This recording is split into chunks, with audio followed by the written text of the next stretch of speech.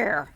This is Miss Terry here, and I wanted to come to you today and do some of my favorite Christmas books. So, this day, I have a special guest that is going to read The Cowboy Night Before Christmas. And it is Mr. Bob. Everybody say hey to Mr. Bob. Hello. All righty, here we go. Cowboy Night Before Christmas. 'Twas a cold Christmas Eve on the southwestern plain, and the north wind was blowing through a broke window pane. In that sod shanty shack, far from home, warmth and care, shivered two lonely cowboys, such a scraggly pair. They crowded the fireplace where the flames flickered low from smoldering embers that heated too slow. Then a knock at the door and a bang on the wall. Over the sound of the storm, they heard a voice call. Please open the door and let me come in. I'm near froze to death and chilled to the skin. The door was unbolted and then opened wide, and a fat little old man jumped quickly inside. There was frost on his whiskers and ice hung from his nose. He shivered and shook from his head to his toes. In spite of discomfort, he didn't complain. His expression was jolly as he paused to explain. I was moving this cargo and making good time. I'd covered the country from desert to pine. Till I crossed the border to this panhandle land, and a southwestern norther commenced stirring the sand. The temperature dropped more than 100 degrees. My team soon fled north, where they'd less likely freeze.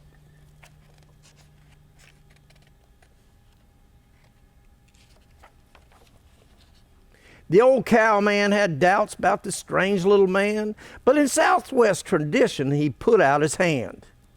You can shake off your boots, you're welcome to stay, or we can help you to be on your way. The answer came quickly with a twinkle of eye. I got many a mile yet before the sun hits the sky. Could you please find a team? I'd gladly pay. Then point my nose south, and I'll be on my way. The only critters we have that could pull a full load are the ornery longhorns, and they'd have to be showed. They ain't ever been hitched to a wagon with reins. They'd be too much trouble. They're a mite short on brains. They made an odd threesome as they went out on the range, the old cowhand and the youngsters, and the old man so strange.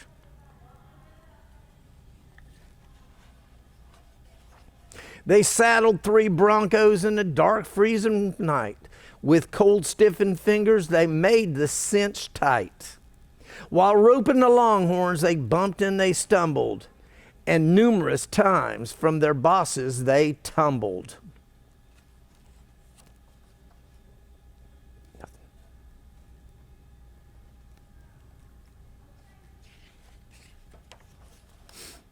It took all 3 working an hour or more to hitch up the wagon in 2 rows of 4.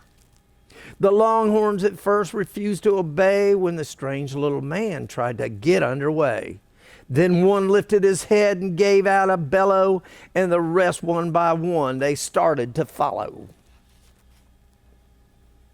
The longhorns were straining and pulling together. They built up their speed. Then, just like a feather, on a strong gust of wind, their feet gave a bound. Then man, wagon, and longhorns all at once left the ground. The old cowboy and youngster stared up in surprise. A trick of the storm, too much wind in the eyes. Those were their thoughts as they looked at the sky. Any fool knew darn well that such things cannot fly. The young cowboys grumbled as they moved towards the shack, but the old one stayed quiet, pert near all the way back. They reached the old sod shanty and they opened the door and they couldn't believe what they saw on the floor.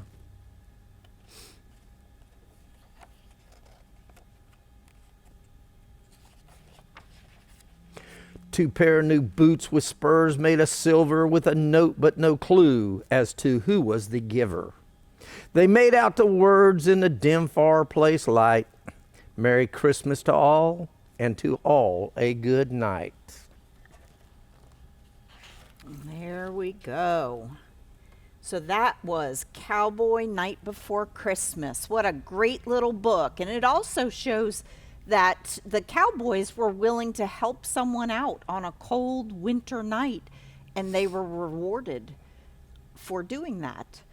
There's a couple of things that I wanted to make you aware of. One being tonight at 6:30, we are going to stand along Shipyard Boulevard and do some Christmas caroling, and our new minister of children and youth music is going to lead us in those Christmas carols, playing on the keyboard, and we'll have it projected so that we can help point the true meaning of Christmas to the passersby on Shipyard Boulevard.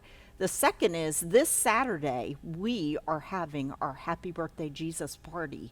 So I am so excited. We will have it social distanced. Every family will have their own table, and we will play games. We'll have cupcakes and pizza and hear the Christmas story and lots of other fun activities. So make sure to go online and sign up for that. And if you can't come and won't be here, we have bags in the office that we basically have a Happy Birthday Jesus party in a bag for you to take home, and you can make it a tradition with your family.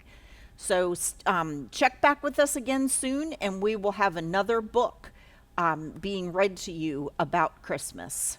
We'll see you soon.